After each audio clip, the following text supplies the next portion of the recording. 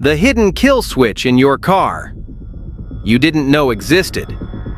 Today I'm going to break down the hidden kill switch idea that's quietly built into a lot of modern vehicles, why it matters for your safety, your money, and your peace of mind, and how you can spot the difference between a legitimate immobilizer feature and a shady aftermarket cutoff that can strand you. You'll learn where these systems live, how they get triggered, how thieves try to work around them, what dealerships won't always explain, and what to do if your car suddenly acts like it has a mind of its own. This is the Car Habits Podcast. Put this on while you're driving, knocking out chores, wrenching in the driveway, or just decompressing after a long day, and let's make sure you never get blindsided by a feature that can save you or brick you. Let me start with a reality check. Most people think a kill switch is some James Bond button hidden under the seat. It's usually not.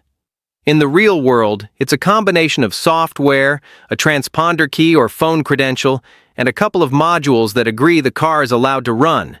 If one piece of that permission chain breaks, the vehicle can crank and not start and die, or refuse to shift out of park. Seriously? Yeah, and it's by design. The industry calls it an immobilizer, and in many cars it's been standard for years because theft rates drop when hot wiring stops working.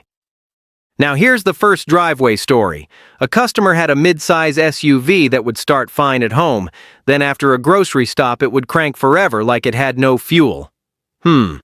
She thought it was the battery, then the starter, then the fuel pump. I show up with a scan tool, and the engine computer is screaming that the key authentication failed intermittently.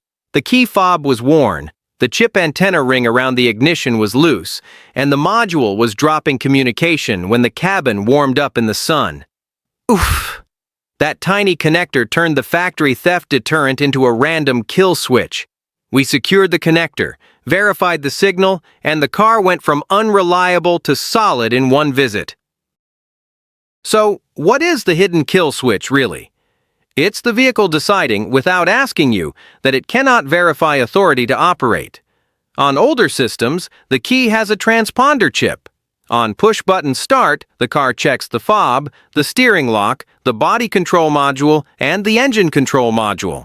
If the handshake fails, the engine may be disabled, injector pulse is cut, ignition timing is blocked, or the fuel pump command is denied. Wait, that sounds dramatic, but it's just logic gates and encrypted messages.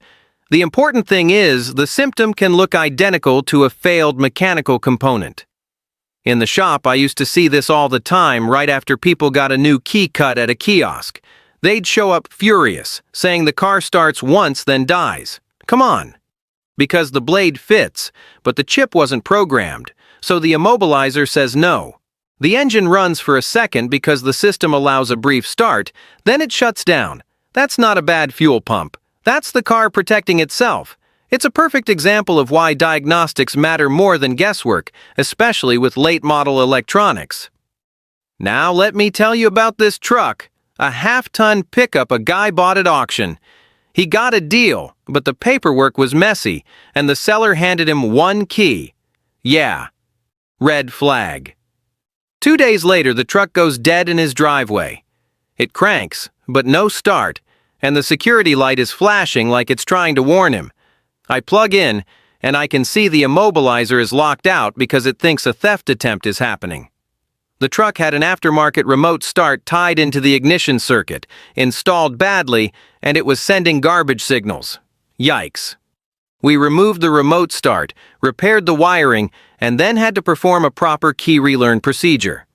That's the hidden kill switch in action, triggered by someone's sloppy add-on. Here's the high-value insight. There are factory immobilizers and there are third-party disable devices. Factory immobilizers are about theft deterrence and safety.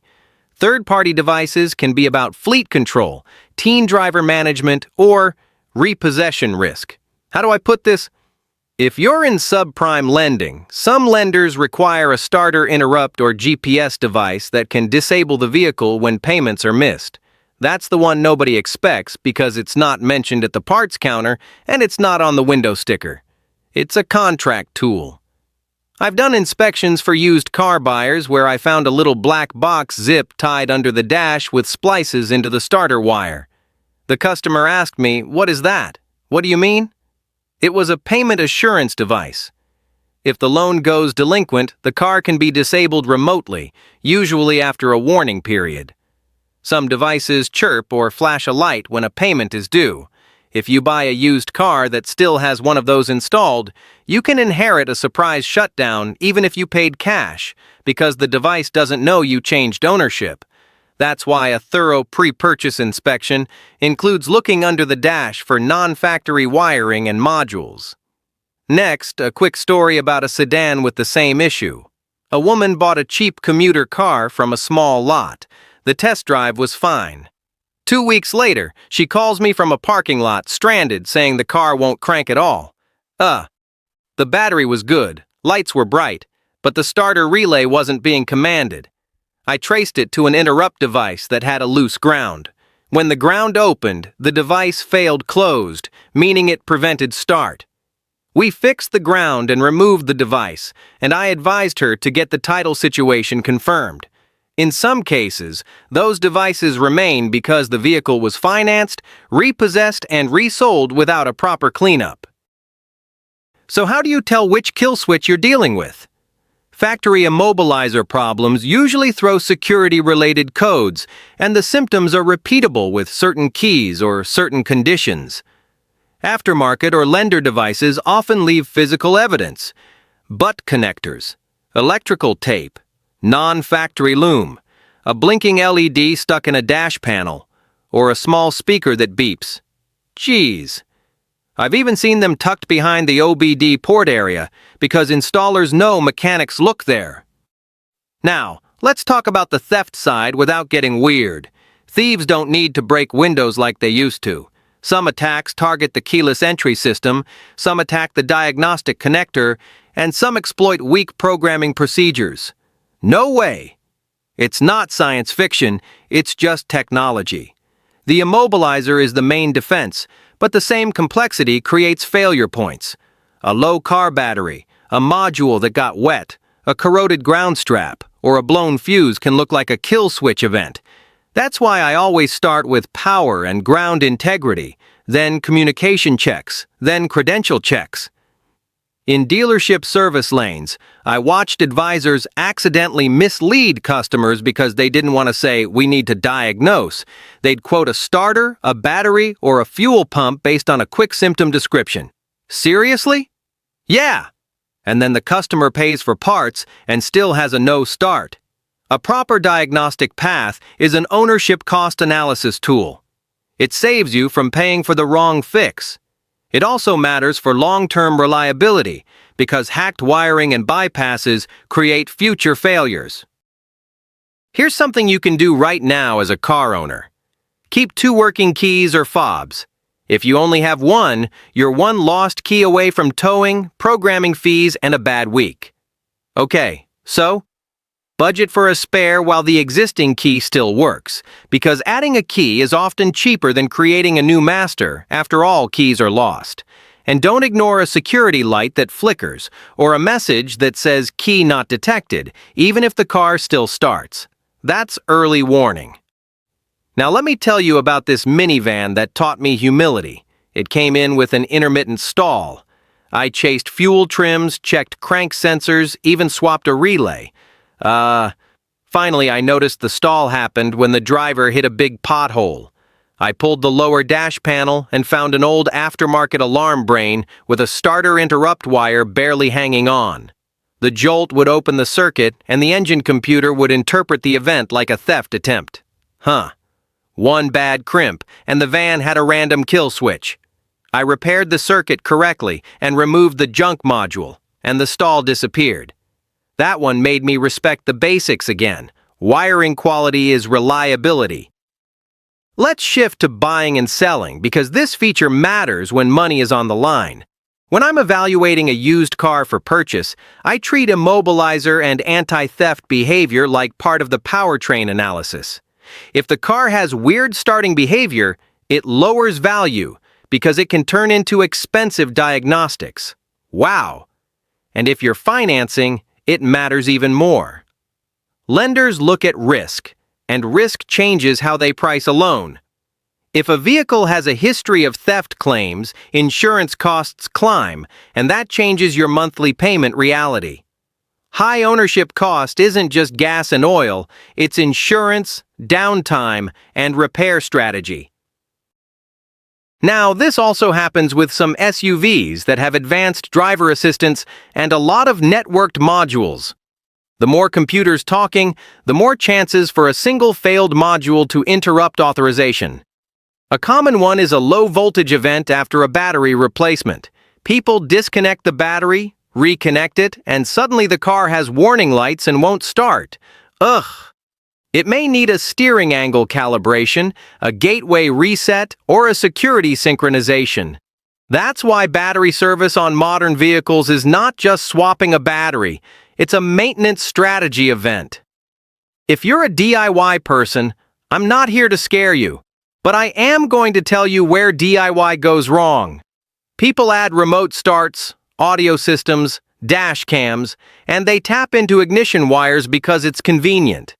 Then the car gets a parasitic draw, voltage dips overnight, modules get cranky, and the immobilizer refuses to authorize.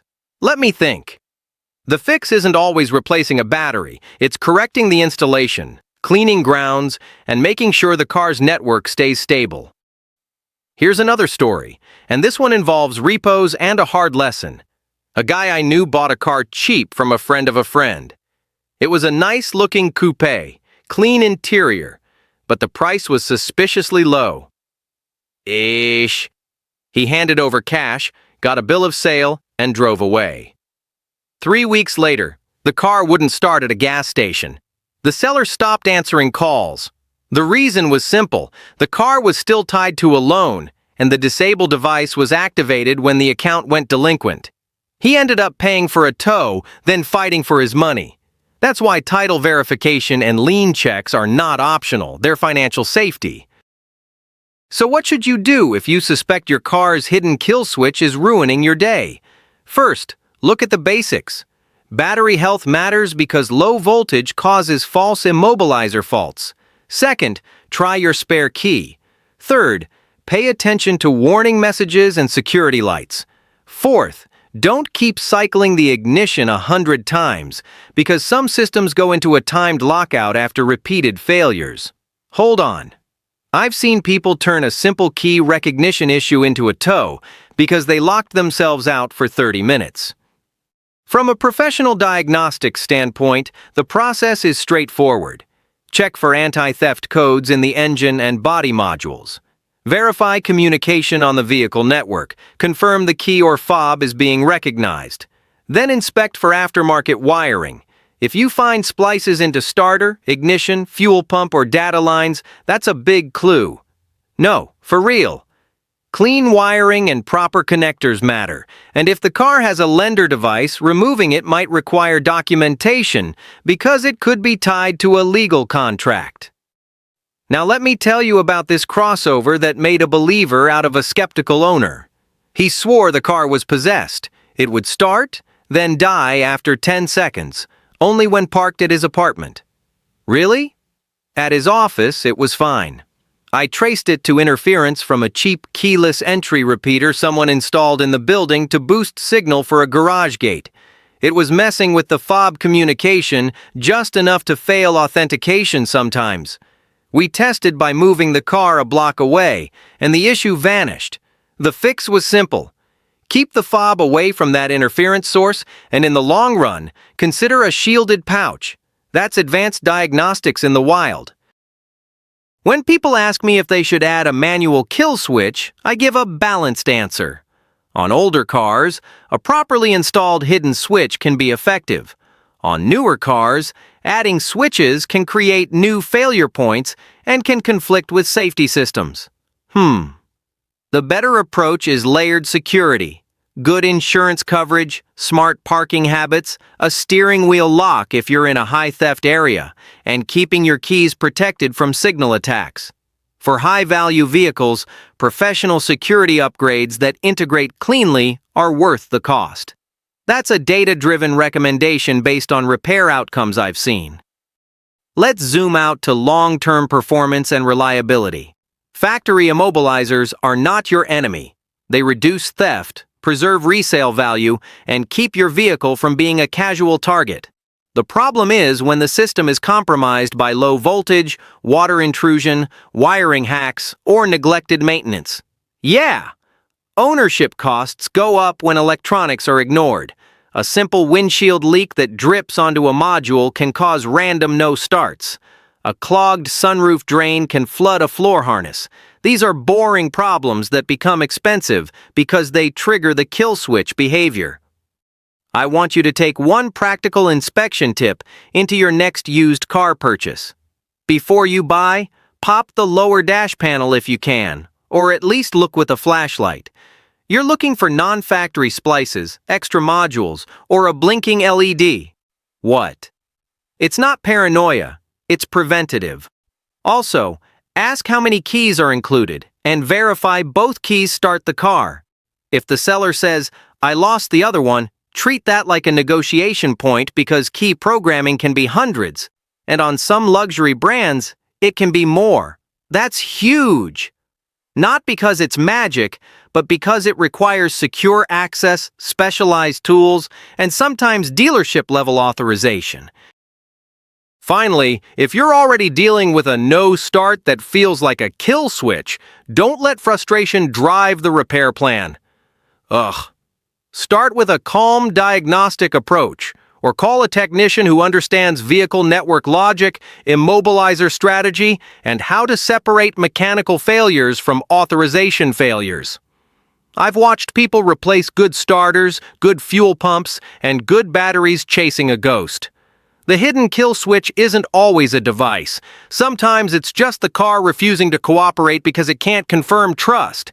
And once you understand that, you stop guessing and you start solving.